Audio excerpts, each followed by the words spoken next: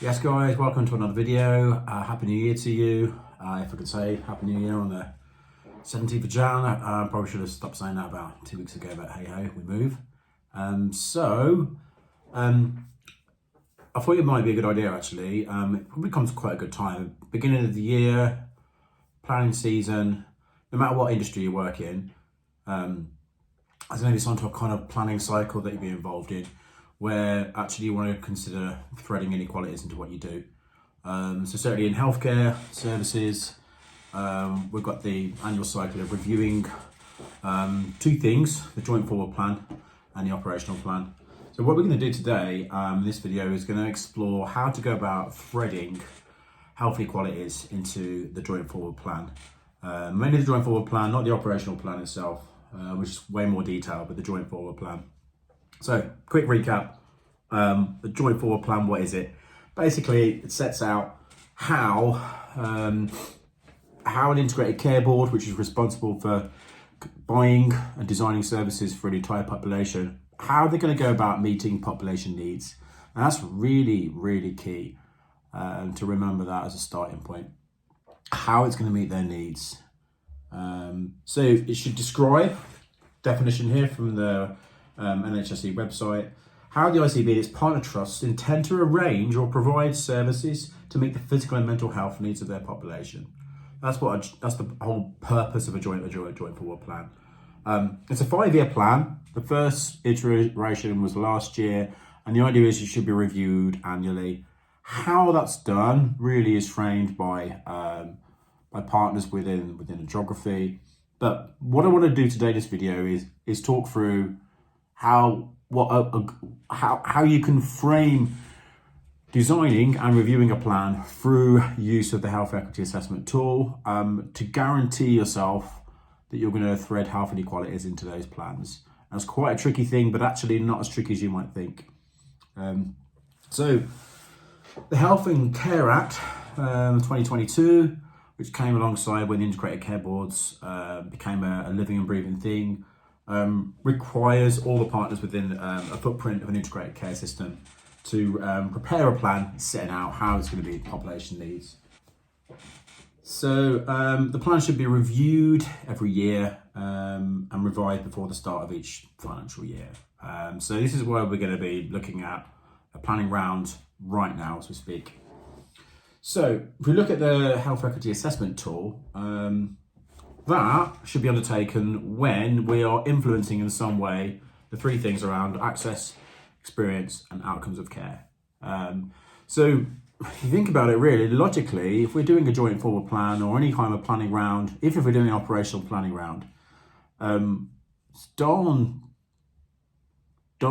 guarantee that we are going to be influencing in some way because of crafting those plans. We're going to be influencing access, experience and outcomes of care. So it's a perfect opportunity to start a health equity assessment or review a health equity assessment. And actually your narrative in your plan can be framed around the health equity assessment. And we're going to see how we do that right now. So for those who've not done any training at all on the health equity assessment tool, what we're going to be doing is we're going to be looking at each of the sections very, very briefly. But I'm going to be making some really important references here to the joint forward plan. If you think about it, a plan is going to be setting out a narrative around how you're going to meet health needs of a population, what actions you're going to take. So that's what your plan should be doing. But yeah, you can do that using the health equity assessment tool. Now, remembering when you're doing a health equity assessment tool, we're not supposed to know the answers to all of the questions straight away, especially if we do it the first time. And if we don't know something, automatically it becomes an action to find something out. And that can be included in your plan. That's okay. No one's going to kill you if you don't know the answers to something straight away. Sometimes we might not know the answer and sometimes we might need to do a piece of work to find out. That's perfectly reasonable. We're not performing surgery here. We don't have to get this right first time. It's okay not to know. It's more important to know to ask the right questions to find out what the answers are, not necessarily the answer up front. So that can be framed into your plan as well. So using the HEAT tool, the health equity assessment tool, or HEAT tool, to frame your joint forward plan. So remember the first section is about framing the problem. What problem we're trying to solve here to address health inequalities. What are the actual main aims of the plan itself? How do you expect these plans to actually reduce health inequalities, in what way? And if we're not sure, what are we going to do to try and find out? What actions are we going to take? Who are the main partners in our program of work to realise what's going to happen in the plan? What's the whereabouts is this going to happen? What's the geographical footprint? Is it going to be across the entire system, or is it going to be in certain places? And how might what we do align and map to what we've been asked to do nationally by NHS England? Second section, which can help frame the joint forward plan, is data and evidence. So here really, joint forward plans should be setting out how the ICB will meet its population's health needs. So, I mean, clearly it's pertinent that we know what on earth our population's health needs are. And we can do that through numerous ways, from our involvement activity. So there'll be plans around that to find out what the health needs of our population are. There'll be things that we can learn from historical data over the last year or beyond that can help explain what our population health needs are.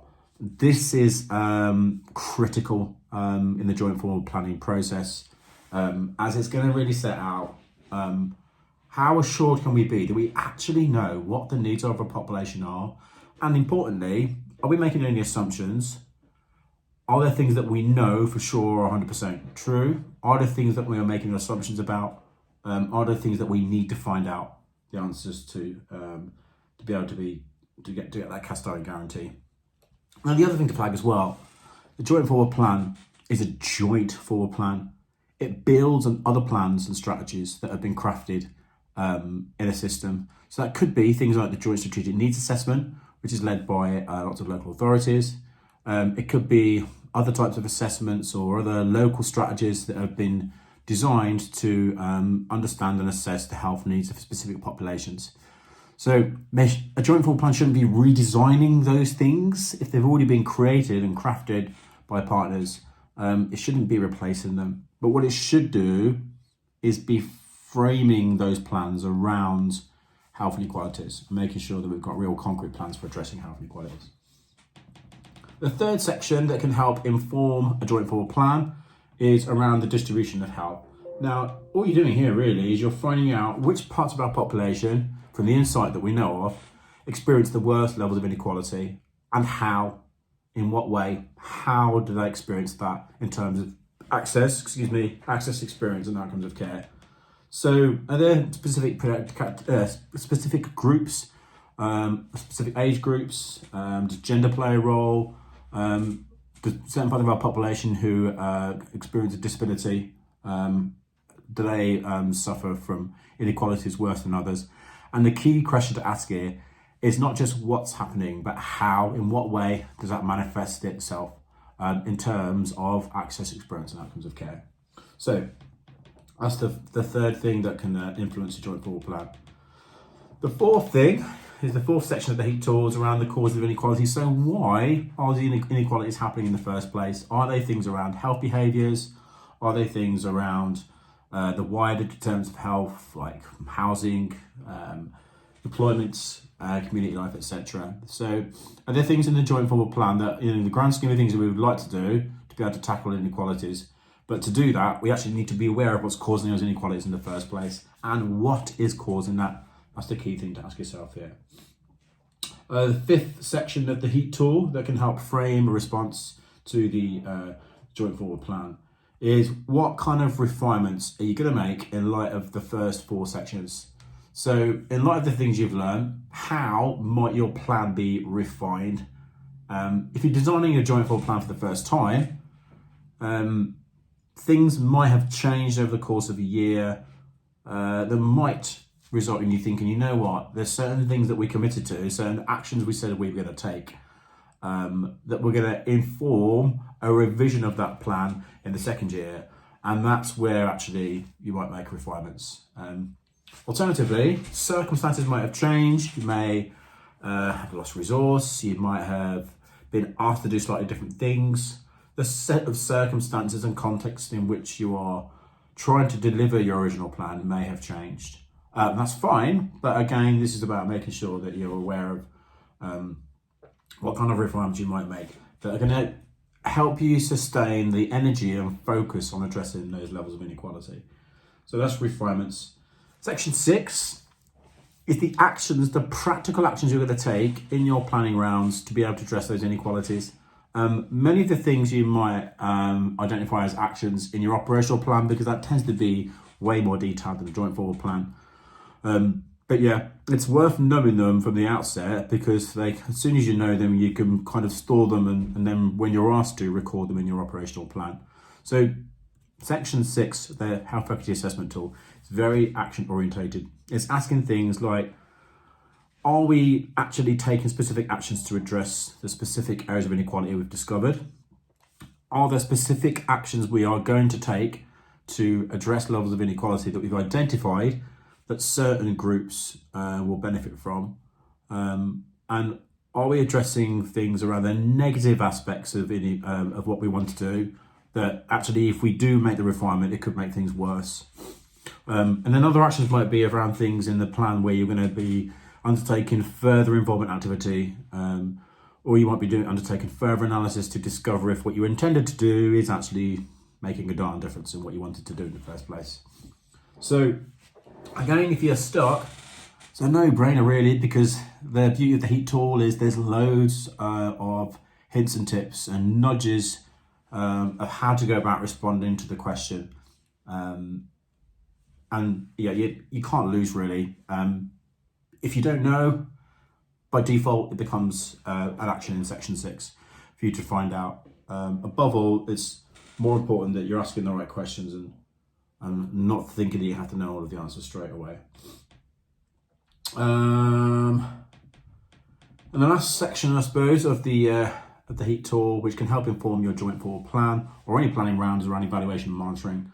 So if you've got a plan set in stone, how are you going to know if you even delivered what you said you were going to do? What outcome measures have you got? What are your outputs? How will you know, and how will you be assured that what you said you wanted to do is actually happened? What kind of measures could you consider for that? So I hope you can see that when doing a planning round of any kind, I mean, we've been talking about the joint forward plan, but it applies to any planning round at all. I hope that you can see that actually, if you use the health equity assessment tool, it can actually help frame how you can go about responding to that assessment, to the plan. So what's our conclusions here? And there's probably there's a number of conclusions to take from this. If we're going to wrap this up, we can use the heat tool to create and review your narrative and your plan. That's quite clear.